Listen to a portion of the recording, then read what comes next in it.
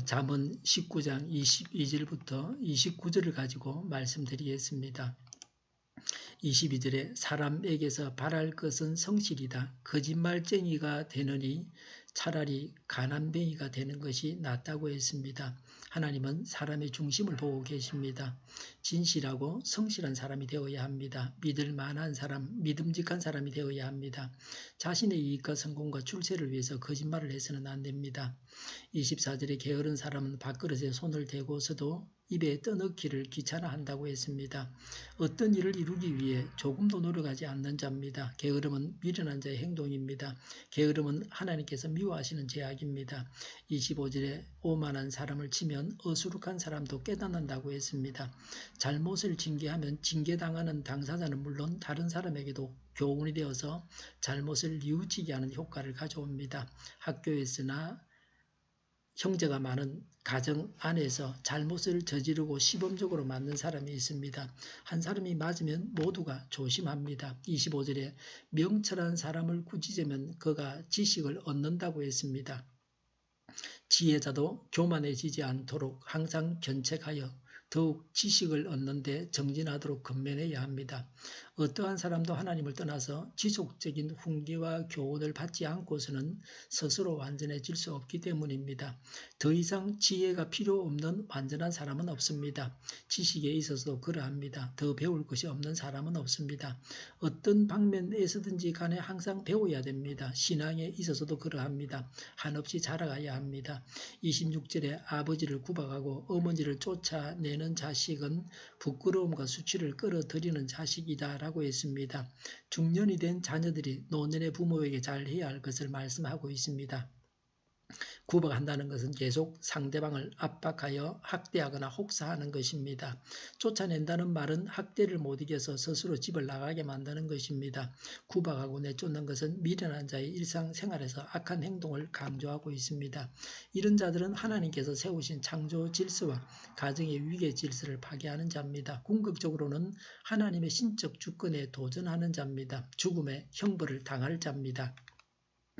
27절에 아이들아 지식의 말씀에서 벗어나게 하는 훈계는 듣지 말아라고 했습니다. 세상에는 거짓된 가르침이 있습니다. 교회에는 이단자들이 있습니다.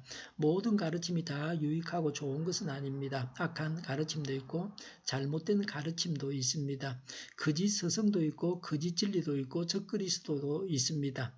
참된 교훈을 지키며 거짓 교훈을 경계해야 합니다.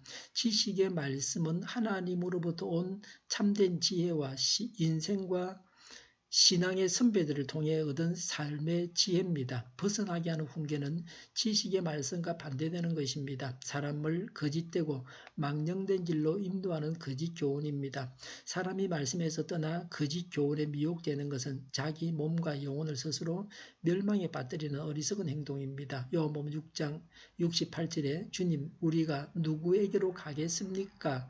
선생님께는 영생의 말씀이 있습니다라고 한 것과 같이 하나님의 말씀만을 따라 가야 합니다.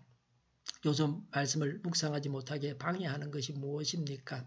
28절에 악한 정의는 정의를 비웃고 악인의 입은 죄악을 통째로 삼킨다고 했습니다.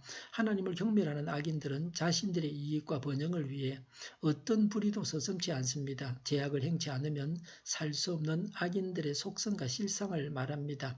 악한 정인과 악한 입은 특별히 자신의 이해관계를 따라 위정을 일삼고 진리를 가리우는 죄악을 저지르는 거짓 정인입니다. 말씀의 정면으로 대항합니다. 죄 없는 사람을 두고 죄가 있다고 거짓 증거합니다. 그래서 의인이 유죄 판결을 받아 죽임을 당하게 합니다. 살인죄를 저지릅니다. 그래서 하나님의 정의의 심판의 대상이 됩니다. 29절에 오만한 사람에게는 심판이 준비되어 있고 미련한 사람의 등에는 매가 준비되어 있다고 했습니다.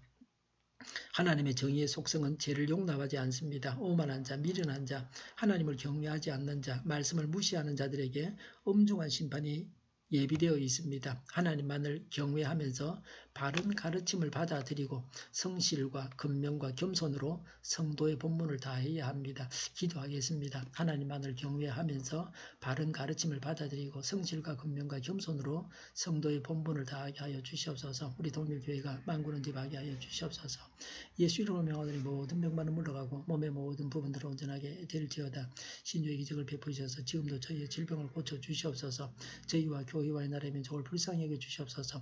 독재 정권이 무너지고 평화 통일을 이루게 하여 주시옵소서. 전쟁 위험이 없어지게 하시며 북한의 핵 문제를 해결하여 주시옵소서. 신앙의 자유를 늘 누리며 살게 하여 주시옵소서.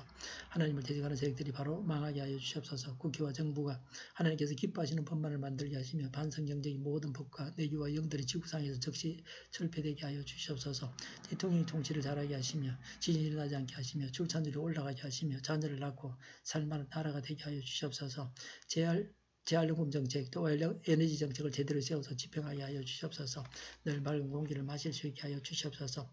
밤에 있을 기도회를 주장하여 주시고 그 발걸음을 주장하시고 악한 것이 틈타지 못하게 하여 주시옵소서.